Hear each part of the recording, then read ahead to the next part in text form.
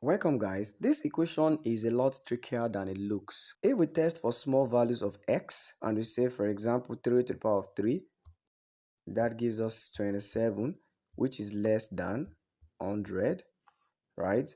What if we tried 4 to the power of 4? That gives us 256, which is greater than 100.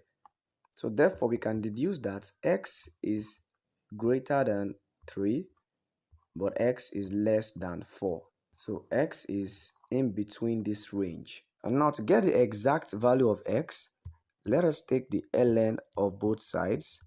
So we have ln of this equals ln of 100.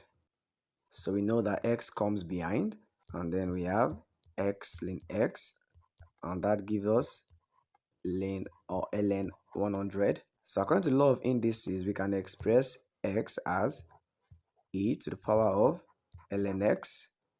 Then that gives us times ln x, which equals ln 100. And this is in accordance with the law of logarithm that says that a to the power of log b base a gives us b. Therefore, we can write this as ln times e to the power of ln x, and that gives us ln of 100. So moving further, we'll take the omega function of our equation, and we know from the definition of the w function that if a e to the power of a equals c, and we take the w function of both sides, then it will give us the value of a, which will give us the w function of c.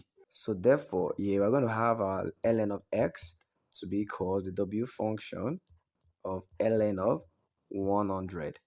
Then here we can just solve for x, and then we say x equals e to the power of w function of ln of 100.